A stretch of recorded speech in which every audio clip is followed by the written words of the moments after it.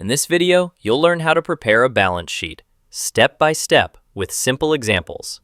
It's the final part of the core financial statements and shows what the business owns, owes, and what's left for the owner.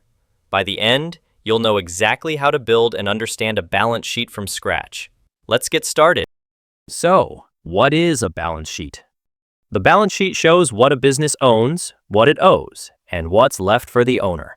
It's also known as the statement of financial position. Unlike the income statement, which shows activity over a period of time, the balance sheet is a snapshot. It shows the business's position at one specific moment. It lists assets, things the business owns, liabilities, what it owes, and equity, the value left for the owner after paying all debts. Every time you look at a balance sheet, you're seeing how strong or weak a business is at that exact point in time. It's one of the most important tools in accounting because it shows the true financial position in just one page. Let's move on to why it matters. The balance sheet shows the financial health of a business. It gives you a clear view of where things stand right now. It answers important questions like, do we have enough assets to cover our debts? How much does the business actually own? Is the value of the business growing or shrinking over time? This report is essential when applying for loans, talking to investors, or preparing tax documents. It shows if the business is stable, if it's managing its resources well, and if it's in a position to grow. And here's something important.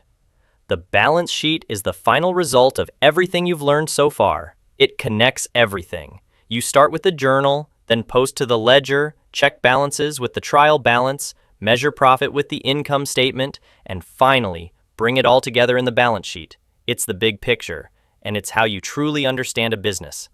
Let's now look at how it's structured. At the heart of every balance sheet, there's one simple formula. Assets equal liabilities plus equity. And that's it. That's the entire structure. Let's break it down. Assets are what the business owns. This includes cash, inventory, equipment, anything with value. Liabilities are what the business owes. Things like loans, unpaid bills, or salaries that still need to be paid. Equity is the owner's share. It's what's left over for the owner after all the debts are paid. This formula must always balance. The left side, the assets, must always equal the total of liabilities and equity. That's why it's called a balance sheet. If it doesn't balance, something's wrong. Now let's look at the layout and how to structure your balance sheet step by step. Now let's look at how the balance sheet is actually set up. There are two main sections. Assets go on the left side, or at the top if you're using a vertical format. Liabilities and equity go on the right, or just below the assets in a stacked layout. It doesn't matter which format you use. What matters is that the totals match. Here's a basic example of how a simple balance sheet looks. Balance sheet as of January 31st. Assets, cash, $2,300. Inventory, $500. Total assets, $2,800. Liabilities, accounts payable, $0. Equity, owner's capital, $20,000. Net income, $800. Total equity, $2,800. Total liabilities and equity, $2,800. As you can see, assets on one side, liabilities and equity on the other, and both sides are equal. That's what makes it balanced. This layout helps you clearly see what the business owns, what it owes, and what belongs to the owner. You can present it in vertical format like this, or horizontal with two columns. Either way is fine, as long as it's clear and accurate. Next, we'll build a full balance sheet together, step by step, using real numbers. Let's continue. Now let's build a full balance sheet step by step using the same numbers we've used throughout the series. From our trial balance and income statement, here's what we have. Cash, $2,300. Inventory, $500. Capital, $2,000. Net income, $800. And no liabilities, just to keep things simple. Let's begin with the assets. We have two. Cash, $2,300. Inventory, $500. So total assets add up to $2,800. Now on to liabilities. In this example, there are none. We'll just show accounts payable as 0 for now. Now let's move to equity. We started with $2,000 in capital, and we add the net income of $800 from our income statement. That gives us total equity of $2,800. Now let's check our balance. Assets equals liabilities plus equity. 2,800 equals 0 plus 2,800. That means everything balances, and our balance sheet is correct. But if your totals don't match, there's likely a mistake in your trial balance, your net income, or in the way you added equity. Always double check your numbers. A balance sheet means everything is in order. Now let's take a few moments to talk about the most common mistakes students make when preparing a balance sheet, and how you can avoid them from the start.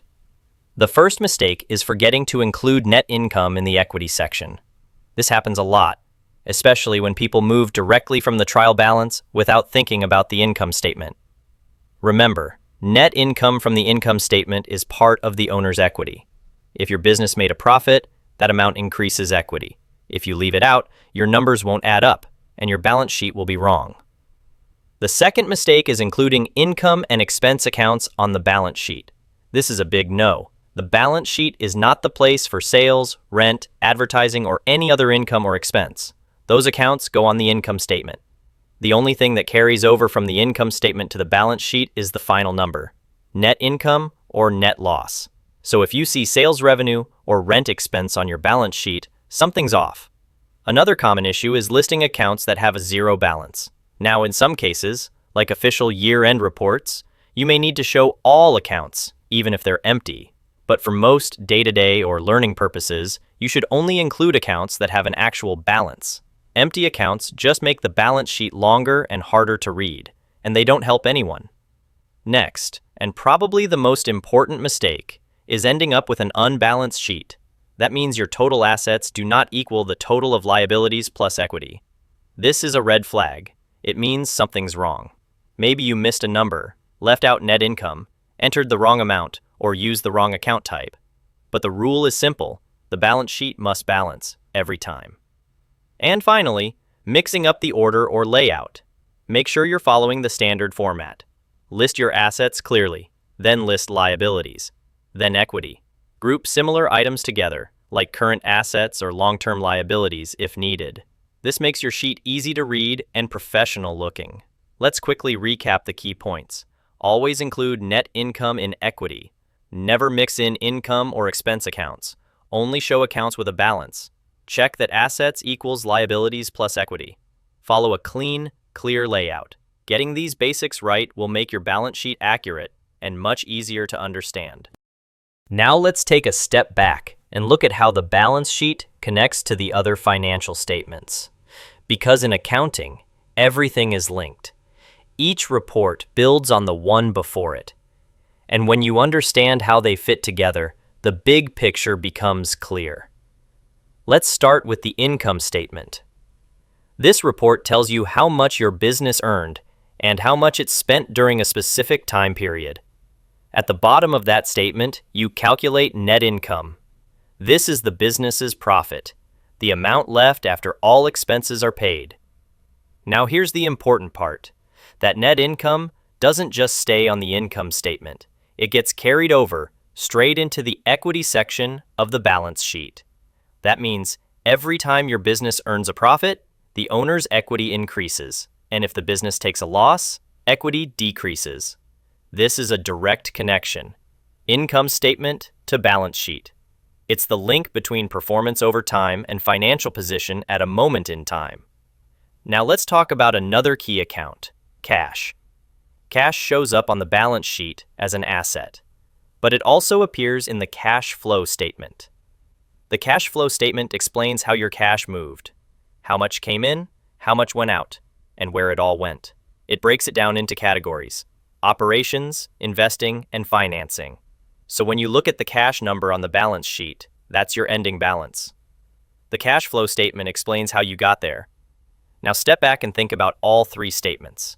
The income statement tells the story of profit or loss. The cash flow statement tracks the movement of money. And the balance sheet shows the full position, what you own, what you owe, and what's left for the owner. And they all connect.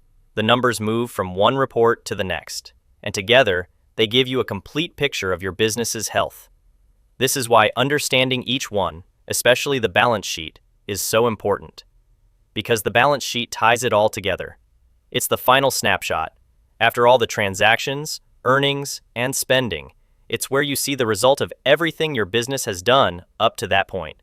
So whether you're a student learning the basics or a business owner trying to understand your numbers, knowing how the balance sheet fits with the other reports is a key part of financial literacy. This video gives you a clear understanding of the balance sheet, what it shows, how it works, and why it matters. If the explanation made things easier for you, tap like to support the channel. Subscribe for more clear, beginner-friendly accounting lessons. And leave a comment below if you're ready to keep moving forward. Now, you've completed the 3 core financial statements. The income statement, showing profit and loss. The trial balance, checking accuracy and balance. And now, the balance sheet showing where the business stands at a specific moment. This builds a strong, clear foundation in accounting. Every concept you've learned connects and supports the next step. Here's what's next. To complete the full picture, continue with the cash flow statement and follow how money moves in and out of a business. To close the books properly, go to the Adjusting Entries video and see how to make final corrections before financial reporting. To unlock deeper insights, explore financial analysis and learn how to read results, measure growth, and assess performance. Whether you're learning accounting for class, managing your own business, or building financial literacy, this path gives you the clarity you need. You're doing well. Your progress so far has built real understanding, step by step. Now it's time to keep going. See you in the next video.